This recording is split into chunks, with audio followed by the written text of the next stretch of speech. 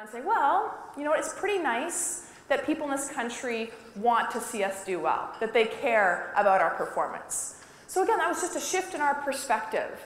And for us, instead of feeling like we have to win a gold medal, it was saying, you know what, we want to win a gold medal.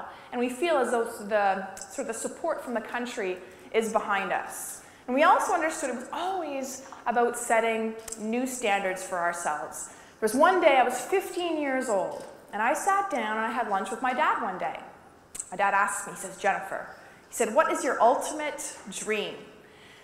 And I thought it was a pretty intense question. At that point, I was a 15-year-old athlete. I'd ordered a chicken sandwich I was pretty excited about. And my dad asked me, he says, Jen, what's your ultimate dream? But I paused and I thought, and I had been that kid that watched the Olympics on television. Do some of you watch some of the Olympic coverage, see the events? So growing up, I had watched the Olympics on television. And I remember I'd started playing hockey when I was 13 years old. I've been skating since I was young, but when I was 13, that's when I started playing organized hockey. And my parents said they knew it was something pretty special because they said every time I hit the ice to play, they said they could see my smile through the cage. So I was just loving it. And it was remembering that joy in every single situation. So a couple of years later, I was 15, having this lunch with my dad, and I stopped and I thought that I would love to play hockey for Canada at the Olympics. And I said, you know what, I would love to be there. I said, but I don't know if it's possible, is what I said that day.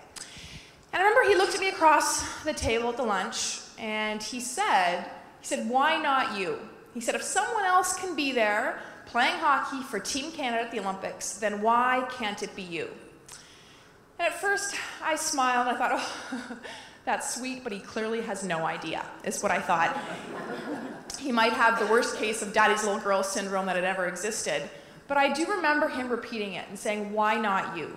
And I was not convinced by the time that I left that lunch with my dad. But I started to think that maybe there was even just this small possibility that I could make that team. And I thought back to one of my high school teachers, and we had a theme for the year. And our theme was to never have to say, I wish I would have, right? So if you think about that, the whole idea of having no regrets. So I decided, even if I'm a long shot, I don't want to look back and say, oh, I wish I would have done something to try to make that team.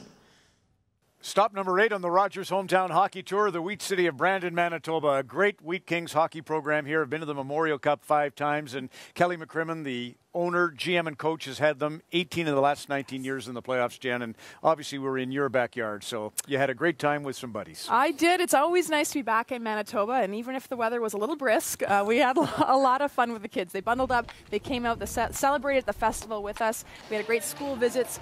Hundreds of kids were wearing their jerseys. And we got on the ice with some of the girls. Girls Scotiabank Hockey Fest was taking place. We had Olympic gold medalist Megan Mickelson was here, as well as Sammy Jo Small. And Sammy came over to me during the session and said, this is my favorite part, getting on the ice with these young players and sharing the instruction. You know, Jen, you went off to the NCAA and, of course, had a brilliant career. Now it's like a factory. It's incredible the number of women who are going and taking their talents down to college hockey in the U.S. Yeah, and absolutely. I mean, Brandon's had some great players on the men's side of the game that have been very successful goaltenders, but the talent in Manitoba has been very strong on the women's side of the game. Hallie Kruzaniak's from Brandon, now playing on the national team. We've got Janelle Kohanchuk, just missed the Sochi team, playing now. Jocelyn Rock played with Sochi. And Bailey Bram, another girl who's played in the States, playing well with the national team. And I think that's where Sammy Jo Small and some of the veterans have had a great importance of giving back to the game and understanding how deep now the talent runs in our country.